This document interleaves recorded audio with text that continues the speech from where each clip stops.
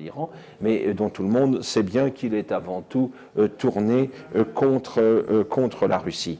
La guerre froide confirme encore cette situation avec le containment voulu par les Américains, tout à fait compréhensible d'ailleurs du point de vue des Occidentaux par rapport aux ambitions qui pouvaient être à l'époque celles de Staline. Mais après l'effondrement soviétique, le temps du containment étant révolu, c'est celui du rollback, du refoulement de la Russie vers l'intérieur du continent qui survient. Et là encore, tout cela vient confirmer dans l'imaginaire russe que la menace, quelque part, elle vient bien de l'Ouest. Il y a une sorte de continuité qui s'établit que nous ne percevons pas du tout, nous, en Occident, dans la mesure aussi où nous ne plaçons pas sur la même longue durée, mais c'est une réalité qu'il fallait cependant mettre en lumière. Et Arnaud Leclerc montre aussi que cette Russie, qu'elle fut la Russie du tsar, ou la Russie de Staline, elle a cherché aussi à se projeter vers l'extérieur à travers des idéologies diverses correspondant à des approches différentes. Le panslavisme, par exemple, le panslavisme orthodoxe, principalement au XIXe siècle, à l'époque des tsars qui cherchaient ainsi à pousser leur avantage, notamment en direction des Balkans. Plus tard, le communisme, avec ses prétentions d'idéologie universaliste, mais en même temps, avec les limites que tout cela pouvait trouver. On se souvient du socialisme dans un seul pays, décidé, décrété par Staline contre les visions fumeuses d'un Trotsky, et on se souvient qu'à la fin de la Seconde Guerre mondiale, à l'évidence, Staline se préoccupe bien peu des perspectives révolutionnaires éventuelles qui pourraient s'ouvrir en France, en Italie par exemple. Il veut avant tout consolider un glacis territorial autour de l'URSS, ce qui correspond avant tout à des calculs de nature géopolitique qui l'emportent très largement sur des calculs idéologiques. Alors, cette Russie qui a connu ainsi toutes ces mésaventures, toutes ces difficultés, elle a entrepris de reconstituer les éléments de sa puissance. L'ouvrage d'Arnaud Leclerc revient sur ces différents points, le levier énergétique bien sûr, les ressources en hydrocarbures, en pétrole et en gaz, qui place la Russie dans une posture tout à fait favorable, encore que l'exploitation des gaz de schiste américains, la reprise peut-être d'une production irakienne importante vont peut-être limiter ces effets-là dans une certaine mesure. L'atout agricole auquel on ne pense pas souvent, la Russie d'avant 1914, elle assure avec l'Amérique du Nord la moitié du marché mondial des céréales. Elle est redevenue exportatrice après la longue séquence sinistrée née de la collectivisation agraire due à Staline. La Russie est redevenue une puissance agricole, elle dispose de capacités dans ce domaine, quand la sécheresse ne vient pas amener quelques dégâts tout à fait considérables. Cette Russie en cours de reconstruction, elle est entrée dans la globalisation, elle n'est plus cette Russie repliée sur elle-même, autarcique, que nous avons connue à l'époque communiste. Elle entretient des relations étroites, notamment sur le plan énergétique avec l'Europe occidentale, avec la Chine, et dans un certain nombre de secteurs, elle a retrouvé un dynamisme industriel et commercial bien réel. Je pense par exemple au domaine spatial, malgré les toutes dernières difficultés qui ont pu survenir. Il faut évoquer aussi les nouvelles voies qui sont susceptibles de s'ouvrir en Russie. L'auteur le met parfaitement en lumière.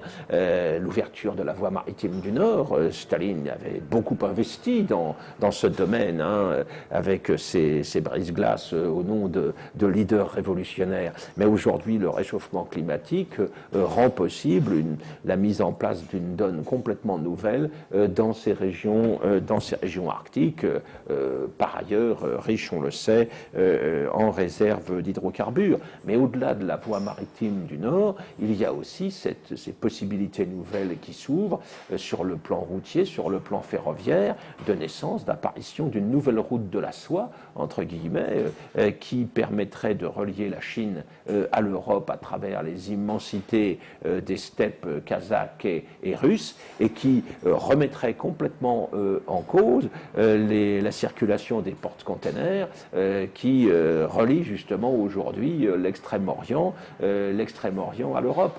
Nous sommes, pour reprendre le vocabulaire de Mackinder, nous sommes peut-être dans une phase nouvelle, post-colombienne.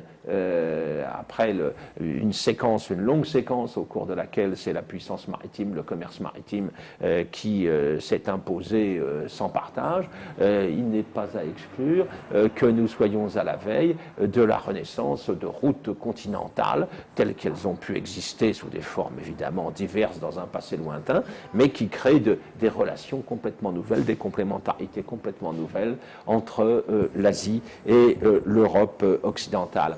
Alors, l'auteur, et encore une fois, il n'est pas possible d'évoquer tous les points qu'il aborde, tant cet ouvrage est riche. Hein. C'est un ouvrage de 500 pages, avec une information extrêmement dense, où les choses sont exprimées d'une manière très claire, très didactique, donc je le recommande vraiment à nos auditeurs. L'auteur fait allusion aussi, bien sûr, aborde les problèmes qui demeurent.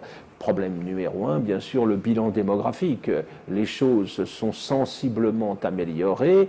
On a constaté, du fait d'une politique familiale nataliste active, on a constaté un renouveau de la natalité significatif, insuffisant encore, mais significatif, en tout cas qui correspond à une volonté politique très claire. Là où en Occident c'est dans le grand brassage des populations, c'est dans des migrations à grande échelle appelées de leurs vœux par les organisations internationales que l'on pense compenser le vieillissement des populations. C'est pas du tout ce choix-là qui a été fait et qui est fait en Russie. C'est intéressant à signaler. Autre enjeu important, bien sûr, dans la perspective de ce XXIe siècle où l'économie de la connaissance va peser le poids que l'on sait, c'est l'effort réalisé dans ce domaine, la reprise en main engagée dès 1992 et puis ensuite les accords de coopération conclus en 97, en 2003 avec l'Europe en ce qui concerne l'enseignement supérieur.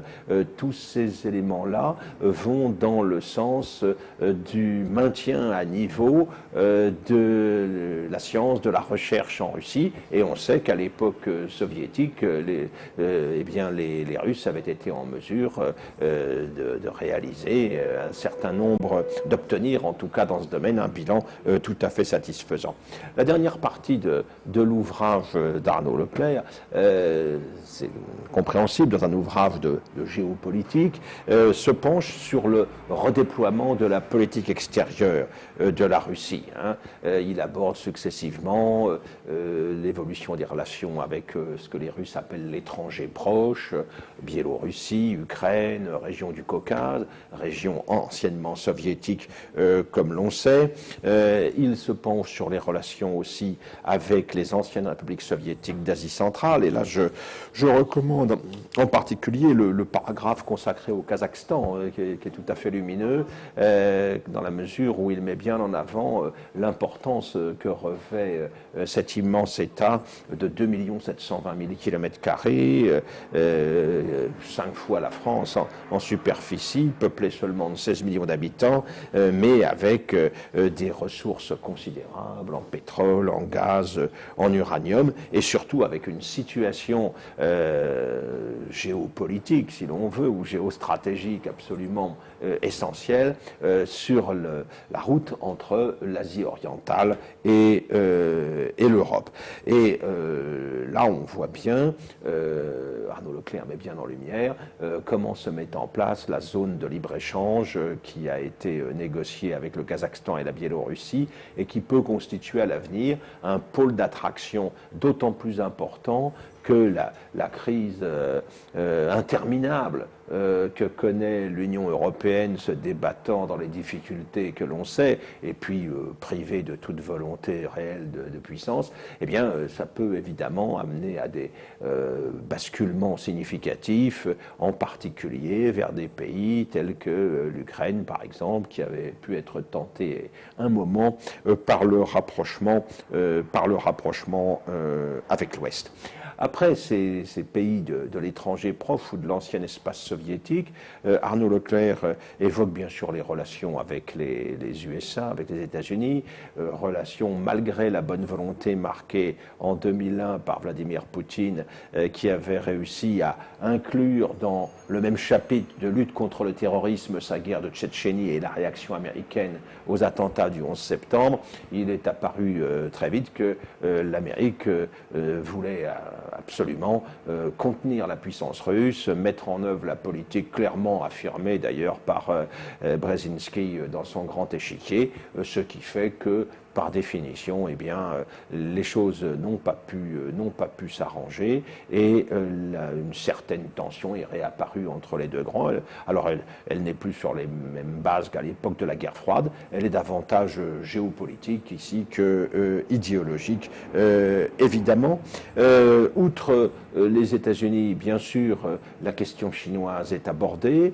Les intérêts communs actuellement des deux États qui se retrouvent au sein de l'organisation de Shanghai, qui ont des préoccupations communes vis-à-vis de l'interventionnisme américain, mais en même temps, l'auteur ne cache pas les problèmes que peut poser à terme la relation sino-russe, étant donné notamment l'enjeu que peut représenter une Sibérie orientale, un Extrême-Orient russe très peu peuplé, malgré les efforts de développement en cours que résument très bien les grands travaux engagés à Vladivostok. Mais dans l'avenir, il n'est pas exclu que la nostalgie chinoise de la fameuse province maritime perdue au XIXe siècle dans le cadre de ce que les Chinois appellent les traités inégaux n'amène à une remise en cause des bonnes relations qui sont actuellement en cours.